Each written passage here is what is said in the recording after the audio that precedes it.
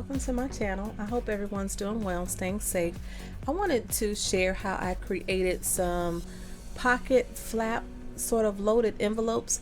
I created one for Gina, who is Gina Loves to Craft. She has a challenge going on. I'll link that video down below, but I did a Christmas themed envelope and I had some people ask for a tutorial. The envelope was not my original idea. I had won it from Lisa, who is Carlisa's Crafty Corner, and I'll link her channel down below. And if I can find the video where I won showing all the amazing embellishments and stuff that she created for the envelope, I'll link that down below as well. So what I did was recreated the envelope and then I added some flaps to it. So I'll share with you what I created and then I will include the tutorial on how to create it yourself. So the paper that I used, because I did create 3 envelopes, I used this Prima Flirty Fleur. I also used this Blush Glam, and this is a Craftsmith. It has that rose gold and pink. And then I also used this paper right here, and this is called Pretty Things. I got that from Tuesday Morning. So here are the 3 envelopes that I created. This is the one that I created in the tutorial. And the one thing that I didn't mention is to round your corners. At the end, I did round corners on all 3 of these, and then I just added my Velcro dots after I finished with my tutorial. So this is the gusset pocket in the front. I did a 1/4 inch scores to kind of give it that round effect. And then the same thing on the top. I rounded the corners, added my Velcro. This is the larger pocket for the loaded envelope. And then it also has this flat back pocket here. So, and this is all created from just the scrapbook paper. There's no 110-pound cardstock or anything like that. Here's the one done in that pink and rose gold paper. Really love it. There's a little pocket there in the back. I love how this polka dot paper looks with against the blush flowers. And then this one is that Flirty Fleur paper. So pretty with the silver and a little pocket there in the back. And they're all made exactly the same. So the first thing I'm going to create is the main part of the envelope. I need to cut this piece of cardstock at 12 by 7.5. So I want it to go this way. I need it to be 7.5 this way and 12 on my direction. So this will be the direction of my paper. So for my second piece of cardstock, I need a piece that's going to measure 9 inches by 8 inches. So I need it 9 inches wide. And this is the one that's going to create the pockets on the front and the back of the envelope. So 9 inches wide and 8 inches long.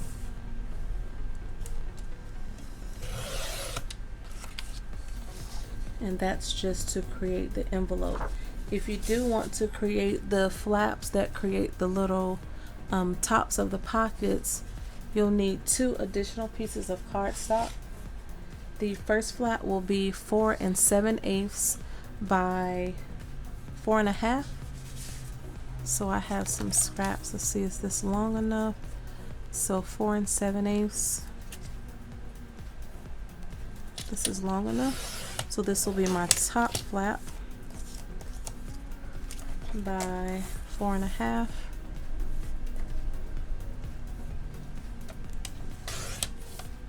And then my second piece will be for the bottom pocket 4 7/8 by 4.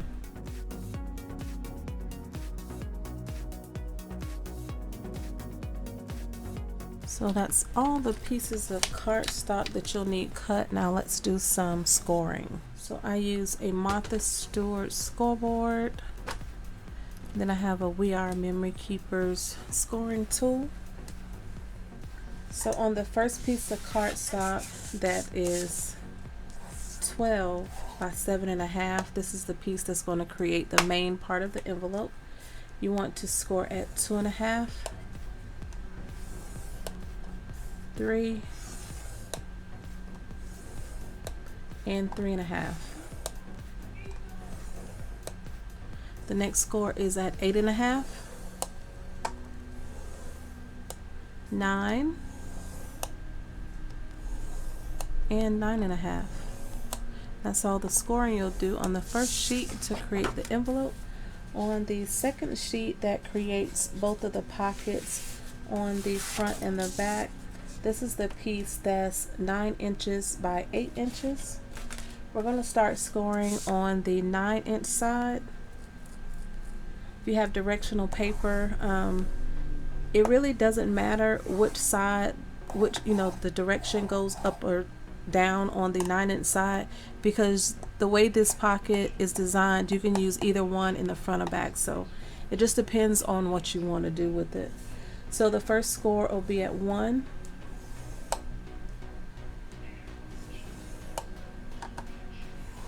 the next one will be at 1.5 and 2, and I will put all of these measurements down in the description box.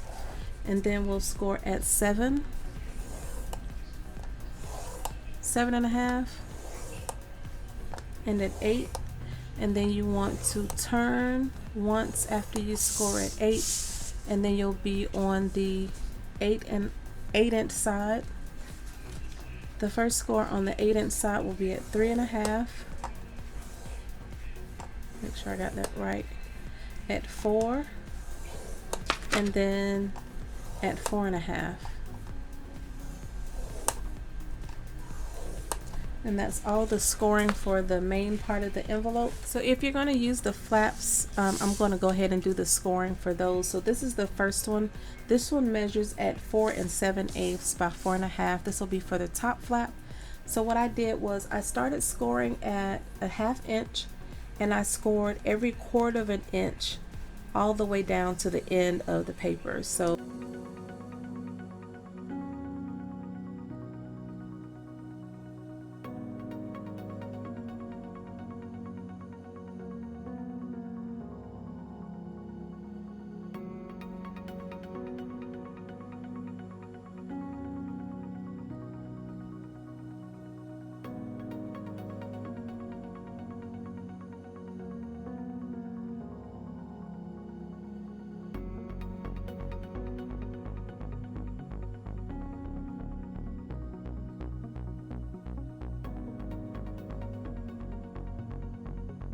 and that's all the scoring and cutting that we'll do on the trimmer.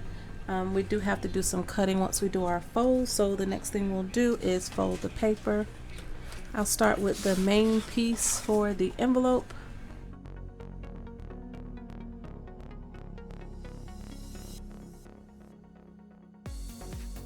So Mountain Valley, just like all the other envelopes. And it'll create a little, just the center part of the envelope.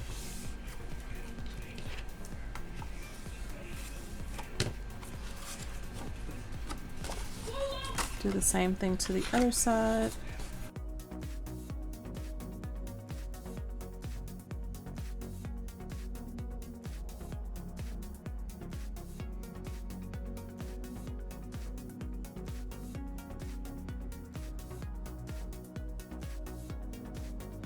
And it'll give you a slight overlap here in the center. What I did was just slightly overlapped it, and then I used a piece of this 1/4 inch tape. I also cut a strip that was 1 inch by 7.5, and I'll probably end up doing that too, because it still lines up perfectly. You can also use washi tape or ribbon or whatever you want to if you want to cover up that seam. So what I did was just add some tape to mine all the way down the center. Then I'll do my 1 inch by 7.5 inch strip as well, and another piece of cardstock. I think I got one already kind of cut. So I'm just going to use this scrap piece and just cut it off down there. And I will use some additional glue, and the glue that I've been using is this Nouveau Deluxe adhesive. I have a lot of those, so I decided to use them all up before I purchase any more adhesive. Just center it as good as you can.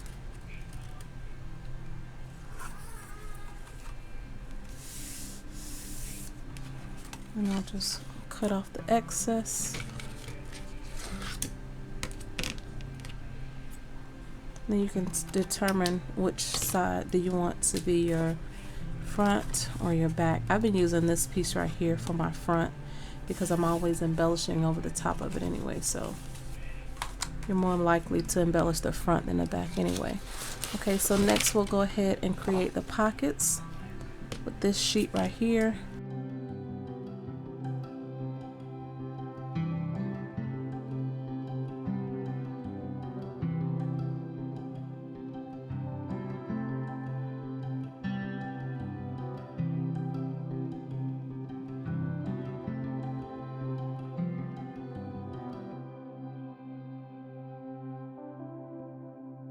So they'll look the same on the top and bottom.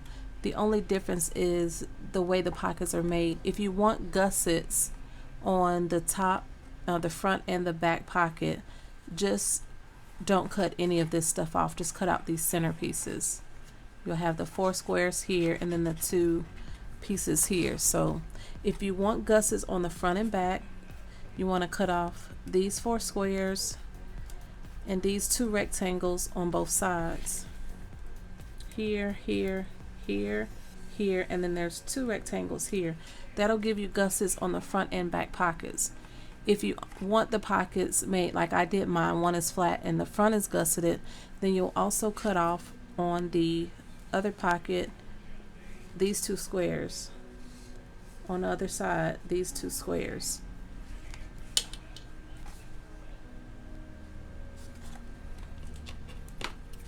So I will cut off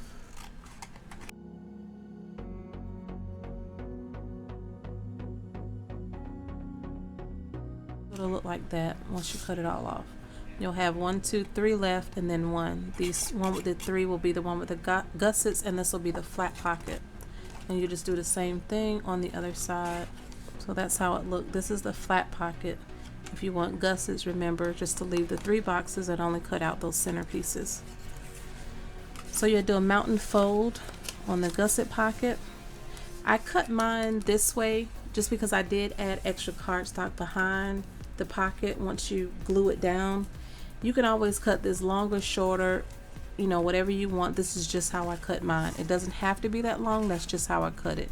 You can cut it to the 1 inch or 1/2 inch like these little gussets are if you want to. You can cut it longer. The one that I use as an example actually have a piece going all the way across the back just to cover it up. I just didn't do that. So what I'm going to do is add adhesive to these larger pieces, and then I'll also add adhesives to these 2 tabs right here. What I used was the 1/4 inch tape again, and I also added wet glue.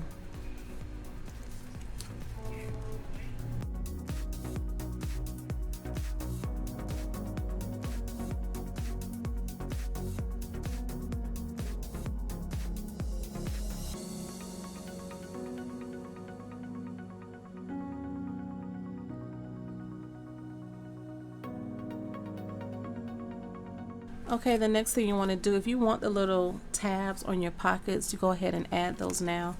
What I used was my 1.5 inch circle punch. I just eyeballed it in the center. Now I'll do the same thing to my other little pocket. So both of my pockets will have tabs. And then I also put a tab in my envelope, so I'll do that on my front. And I always use the piece with the little strip for my front. Just make that a little smaller.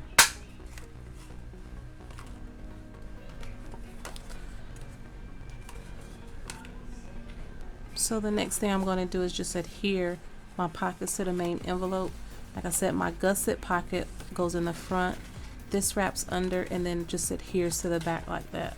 So this will be my flat pocket on my back. This will be my gusseted pocket on the front.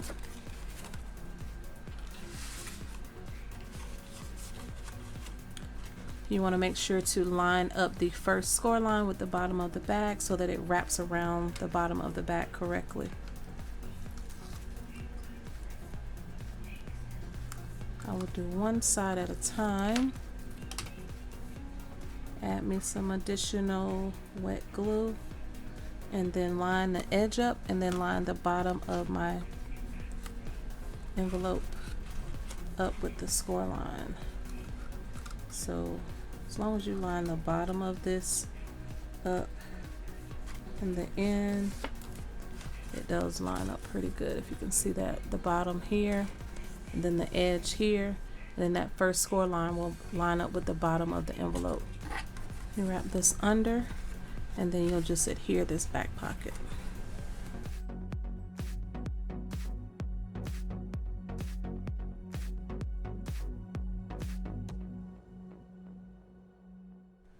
So this centerpiece is 1 inch wide, and you have this little pocket here.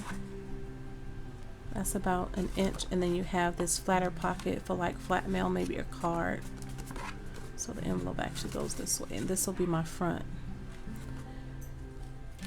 If you're not going to add the top flaps, then that's the end of the tutorial. If you are, then I'm going to go ahead and start on the flaps. This is how they look. I do the larger one on the top and the shorter one on the bottom. So for my larger one, I'm going to go ahead and fold all of these 1/4 inch folds. Okay, so this is the effect. All those little score lines will give you like that rounded effect.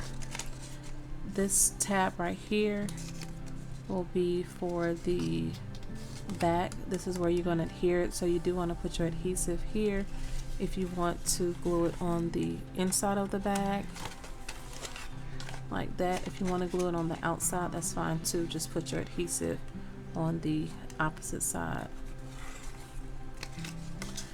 On the other end, I'm going to take 2 of those folds and fold them down to create like a little extra sturdiness, so when I put my adhesive dot there, it won't put too much stress on this end.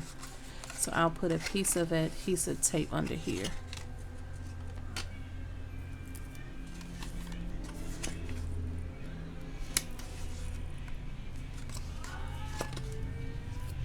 Then I'll put another piece of tape on the back to adhere it to the envelope.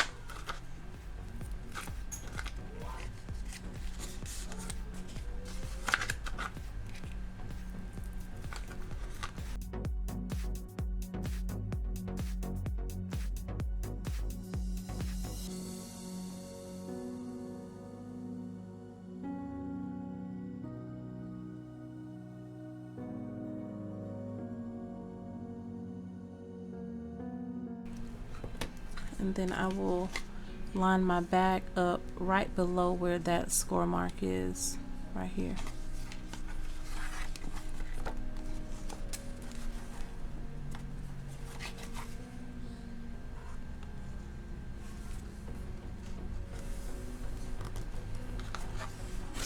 And then it'll create that rounded effect on the top. Like that. For the bottom pocket, you want to do the same thing. Leave that larger flap for adhering to the back of the pocket. Like I was saying, if you wanted to put an additional piece of cardstock in there so you don't have that look on the inside of the pocket, go ahead and do that. And of course, it's just the same size. So this would be what, 4 7/8. So 4 7/8 by about 3 1/2 for the inside of that pocket, if you want to cover that up.